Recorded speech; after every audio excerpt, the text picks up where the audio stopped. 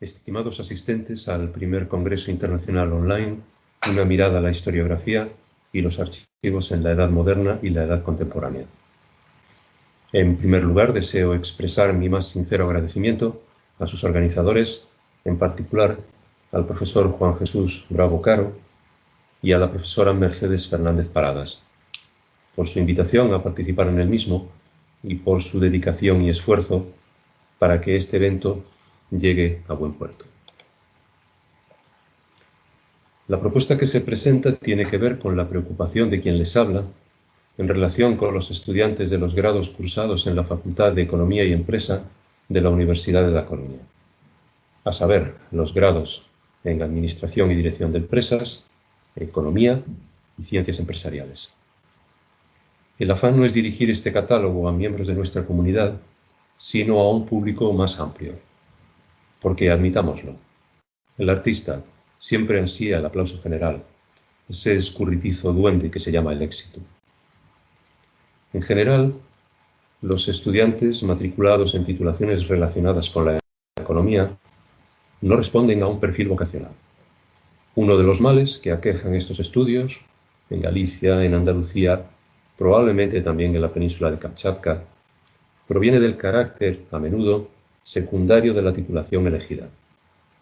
Eso conduce a que el grado de motivación de nuestros futuros egresados sea cuestionable. Es por ello que en las materias de las titulaciones señaladas se debe acometer un esfuerzo extra de motivación y participación. De hecho, curándonos en salud, o más bien ya en enfermedad, no lo tengo claro, desde la historia económica se han desarrollado diversas iniciativas tendentes a fomentar esas capacidades. Sin embargo, llegados a la rampa de salida de su periplo formativo, cuando se enfrentan a la elaboración de los trabajos de fin de grado, se siguen detectando carencias formativas que no resultan fáciles de corregir. Por este motivo, y a pesar del riesgo de convertir a nuestros estudiantes en unos discapacitados a la hora de buscar información, pretendemos allanarles ligeramente el camino proporcionando una guía básica que les va a facilitar una especie de Google Maps o guía Michelin por la que transitar hacia la recopilación de información útil y de calidad. Se ha observado tanto en la tutorización como en la evaluación de los trabajos defendidos por los estudiantes una perniciosa inclinación a el uso de fuentes de dudosa fiabilidad. De ahí la necesidad de tenderles una mano en la búsqueda de esa luz verdadera, lo que por otra parte forma parte de la propia identidad de nuestra universidad, aquí en el Far Northwest, cuyo logo corporativo reza Ac Luce, es decir, esta luz. Con ello aspiro, por tanto, a protegerles de las oscuras tinieblas de la red de redes. Queremos que la historia económica tiene una gran responsabilidad en la corrección de estas disfuncionalidades gracias a las metodologías que se aplican en la docencia. El problema es que ésta hace acto de presencia en los primeros cursos de nuestras titulaciones, de manera que nuestras enseñanzas parece que tienden a caer en un triste olvido al avanzar en su recorrido universitario. Conviene recordar que es un lugar relativamente común la afirmación de que se trata de una disciplina transversal que armoniza las aportaciones de la historia con las de la economía, lo que genera una excelente posibilidad de activar competencias interdisciplinares en los alumnos, que se intentan potenciar mediante diversas estrategias, entre las que la gestión de la información ocupa un lugar de gran relevancia. Pero, da la impresión de que al final poca huella parecemos haber dejado. El trabajo de fin de grado en la Facultad de Economía y Empresa tiene una carga lectiva análoga a la de las materias de las titulaciones impartidas en el centro, excepto las optativas. Es decir, 6 créditos ECTS, que en nuestro caso suponen una carga de trabajo de 150 horas, ya que el crédito en la UDC equivale a 25 horas de trabajo por parte del estudiante. El proceso de asignación tiene 2 pasos. El primero, en el que los 2 departamentos del centro, el de Economía y el de Empresa, previa solicitud a los profesores, publican una relación del número de trabajos de fin de grado ofertados para tutorizar por cada docente. En esa oferta se indican las líneas temáticas de especialización, y es sobre ese asunto precisamente sobre el que gira la presente comunicación. En principio, la oferta suele rondar los 3-4 trabajos per cápita, si bien con alguna matización.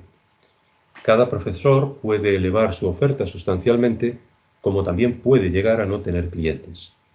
El motivo, que cada TFG depositado y defendido con éxito en un curso académico se traduce en una reducción de la carga lectiva de 8 horas para el siguiente curso. Así que no es de extrañar que haya un cierto elenco de profesionales de la, digamos, amortización, puesto que 6 trabajos defendidos, es decir, 48 horas de reducción, equivalen a un grupo completo de una materia de grado, toda vez que las materias totalizan 50 horas lectivas por grupo impartido. El segundo paso consiste en la elección de los estudiantes, a partir de la oferta publicada, de su tutor y su línea temática. El orden se establece en función del expediente del alumnado en un acto celebrado a tal efecto en la facultad, en fecha y hora preestablecidas. Naturalmente, suele ocurrir aquí que el atractivo opera como un criterio de selección natural. En función de los distintos intereses y aspiraciones de los estudiantes, léase especialización profesional futura, inclinaciones o inquietudes intelectuales, charme de la materia, capacidad de seducción del profesor, facilidad en la realización del trabajo, etc., existe un ranking de estrellas mediáticas. Sin ánimo de ser exhaustivo, es obvio que esas áreas, o al menos algunas de ellas, por citar ejemplos, áreas como la de marketing u otras, cuentan con un público más nutrido que, pongamos por caso, otras materias instrumentales, como tal vez matemáticas, econometría, etc. Finalmente, conviene tener presente otro elemento importante de ajuste. El procedimiento descrito es el ordinario, pero hay otro camino, y es la firma de un convenio bilateral previo entre un estudiante y un profesor concreto, por el que el primero se libra de salir al mercado, es decir, de pasar por el proceso de elección citado. Así correría el riesgo de que por su expediente ocupase una posición rezagada en el draft de elección, viéndose forzado a asumir temáticas o profesores que no fuesen de su agrado. Desde luego, tampoco hay que descartar que el motivo sea simple y llanamente porque se desea amarrar una temática o un profesor concretos. En este caso, el convenio no tiene por qué respetar la línea temática ofrecida por el docente, sino una cualquiera acordada por las dos partes. El balance final en cada curso refleja una clara jerarquía de colegas más populares frente a otros, bueno, algo menos. Quien les habla ha venido desarrollando una actividad investigadora en la universidad que ha discurrido por varios senderos, pero el vector principal ha sido la ciudad desde una perspectiva histórica. Por tanto, resumidamente, los campos de trabajo han sido la historia urbana, la historia de los equipamientos en red, abastecimiento de agua, transportes urbanos, redes de energía, principalmente gas y electricidad, la historia de los servicios urbanos o la historia portuaria.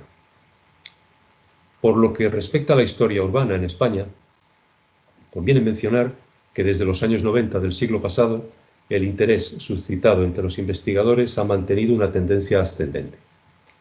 Los esfuerzos realizados durante aproximadamente las 2 últimas décadas han permitido disponer de algunas síntesis explicativas del fenómeno urbano contemporáneo en su globalidad desde una perspectiva histórica. El estudio en perspectiva histórica de esas transformaciones urbanas en el territorio nacional, a mi juicio, proporciona un interesante laboratorio para los estudiantes que deben elaborar su trabajo de fin de grado, toda vez que les permite comprender desde una perspectiva espacial las transformaciones globales que han conducido a nuestra sociedad por la senda de la modernización, una idea que se ha ido asentando progresivamente en la historiografía. Sin embargo, la ciudad constituye un complejo sujeto de análisis, definido por un carácter sumamente poliédrico en el que se entremezclan variables económicas, sociales, institucionales, legislativas, arquitectónicas, urbanísticas, etc. Por ello, se puede centrar su estudio en muy diversos frentes. Cito únicamente algunos, a modo de ejemplo. Caracterizar las principales transformaciones que acontecieron en el conjunto del sistema urbano español a medio y largo plazo, identificar las principales etapas evolutivas y los factores responsables de su evolución, comprender las estrechas relaciones existentes entre la historia urbana y la evolución de la economía y la sociedad españolas, entender las instituciones urbanas como resultado y aplicación de representaciones teóricas o formales acerca de cómo funciona la vida en las ciudades, valorar la situación actual y las posibles proyecciones del fenómeno urbano en España dentro de un mundo globalizado, en el que la economía cada vez más es una economía desarrollada por las ciudades, es decir, una economía urbana mundial. Efectuar un análisis global de los sectores productivos urbanos y de sus cambios más significativos, o comparar modelos de éxito y o fracaso urbanos y un largo etcétera. El objetivo de este trabajo es proporcionar a los estudiantes que inicien su TFG dentro de la línea de trabajo relacionada con la transición urbana en España una bibliografía básica desglosada por categorías analíticas. De este modo podrán disponer de una primera herramienta de aproximación a la realidad urbana nacional desde distintos ángulos, lo que les facilitará el comienzo de su investigación ajustado a su enfoque y objetivos concretos. El número total de referencias que se han incorporado es relativamente elevado, unas 170, y procede de diferentes áreas de conocimiento precisamente con el objetivo de intentar abarcar los diferentes planos que rigen la vida de la ciudad. La bibliografía se estructura en varios tópicos o temáticas que paso a relatar muy brevemente y que se ha guiado por una idea fuerza, la de la rapidez a la hora de captar los argumentos básicos. En ese sentido han primado los textos breves, artículos, en detrimento de los más extensos, libros. El primer bloque es de carácter generalista y en él se recogen publicaciones que revisan la idea tradicional defendida por la historiografía española de que España había fracasado en su proceso de consolidación del fenómeno urbano, tal y como lo había hecho también con la industrialización y la modernización socioeconómica. A continuación se desciende a subáreas concretas, es decir, a manifestaciones específicas de la vida en la ciudad. En primer lugar, los aspectos demográficos, en dos planos, macro y micro. En el plano macro, las referencias reflexionan la plasmación de la localización de la población en el territorio, concretamente sobre cómo se fue conformando la jerarquía urbana nacional, o las regionales, y el o los sistemas de ciudades que se distinguen en el territorio. En un plano más micro, se intenta discernir si las ciudades españolas experimentaron el fenómeno conocido como transición demográfica, ya que ésta tuvo una influencia directa sobre el crecimiento de la población urbana.